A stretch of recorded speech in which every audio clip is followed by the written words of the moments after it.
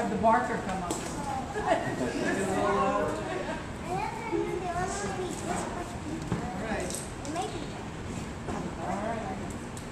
Let's see. My name is Todd Berkun. Thank you all so much for coming. This is a topic, history. I'm probably very excited to talk about. So thank you, everybody. Basically, I run a Facebook group, which is on Facebook.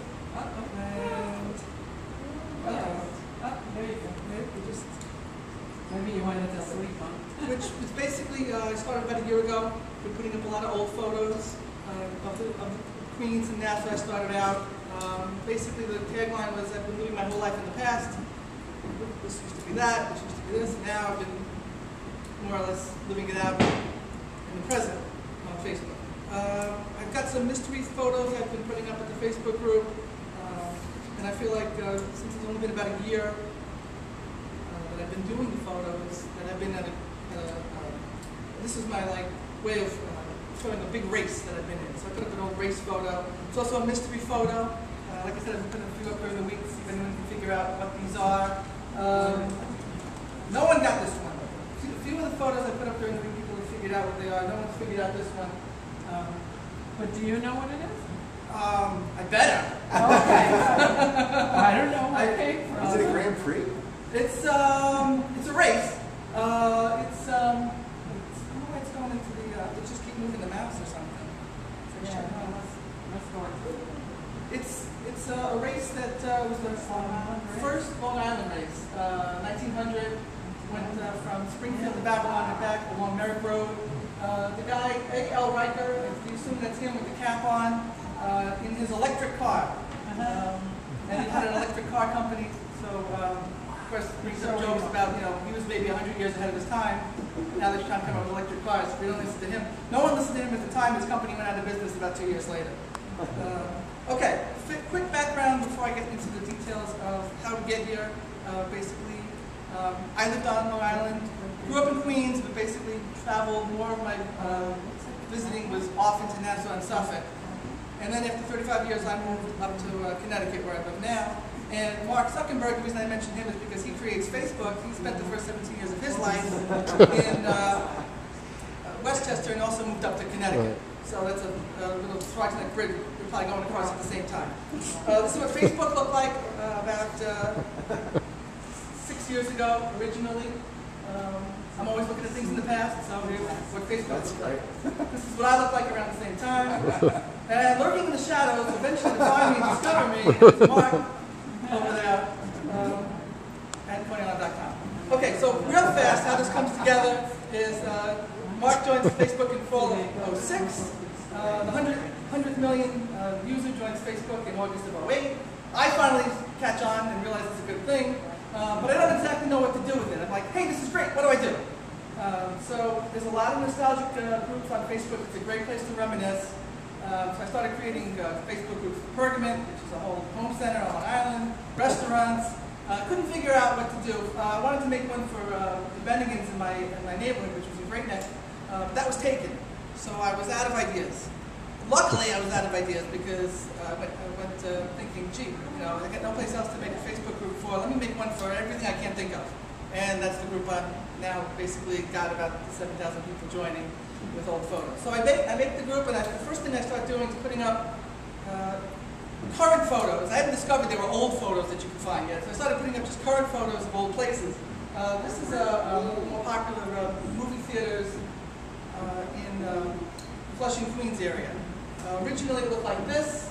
I didn't figure, again, that this is a much later photo I found. This is the Quartet. It was one of the first theaters to be a fourplex. And the joke about it is it had a really big marquee, which was probably just about as big as the theater itself. If you ever went in there and saw a movie, the biggest thing about the theater was those numbers that you see. Very tiny theaters, maybe 150 people inside. This is what the theater looked like in 1926. So we've got to figure that the marquee probably still sitting under there. And if you go back to the current photo, now they probably got that on top of this, on top of that. This is what it looks like today. It's a supermarket. Big Asian population. Looks like it's probably catering to the Asian population in Flushing. Okay. For the last year, I've had a bad knee. I've been sitting on the couch, looking for anything I can post. Bad for my sports, but good for you guys, hopefully, because you get to see a lot of photos. And we got about 2,000, 3,000 photos that I've been scouring around, putting up in the Facebook group. So what I want to do today is go through some of my things that have real appeal to me in the history of Long Island, which is going to be mostly the Roosevelt Field area, and then a little bit about a woman named Mary Sendek. A few things that I think people have said to me, you've got to cover these things if you're going to do this, which is the RKO King's Movie Theater, which is a historic movie theater in Flushing, and the Jan's Ice Cream Parlors. And this is just the highlights. I've got more stuff in here. I've got a couple of things I found that have really been surprising, even in terms of what I found when I went to look at the Today photos. So one of those is going to be Green Acres, and then we'll wrap it up, and you guys can throw any questions you want to throw at me. All right. So about a month into my adventures on the Facebook group, I put up this photo. I realized that the Library of Congress has a nice collection of photos, and this is a Macy's Roosevelt Field, which was just right around that time. It doesn't look all that different today, but it was cool to find an old photo of what it was like in 1957. So a little quick talk about the Roosevelt Field area. This is the major intersection as you head into Roosevelt Field. Trying to point to. This is Old Country Road. Going north, going the other way is Clinton Road. Going there now will take you up to the Long Island Expressway. Back off into the this area would be the Roosevelt Field Mall.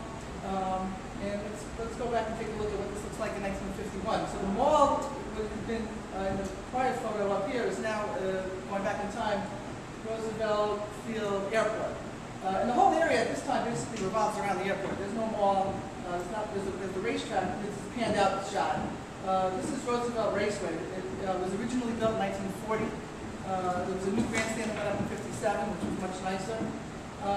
When I first came across this photo, I was like, I know. Actually, it took me a while to figure out that this was Clinton Road and this was Old Country Road.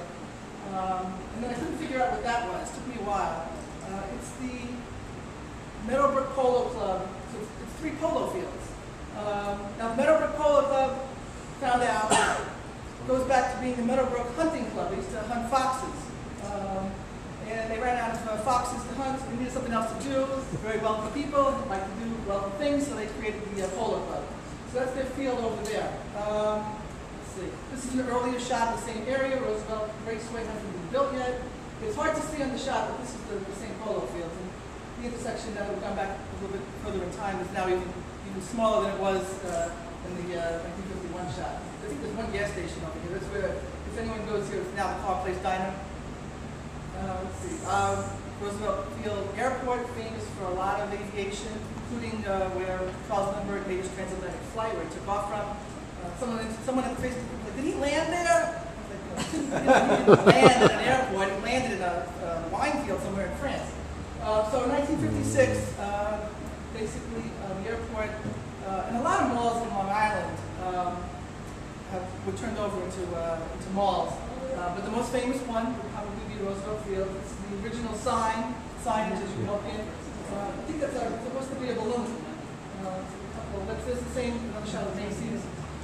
People said to me as they're at the Facebook group, I remember a merry-go-round in the middle of the mall. I don't. Again, now it's an enclosed mall. But when it first went up, as all the malls in the 50s, they were outdoors. So at the very center of the mall was a merry-go-round.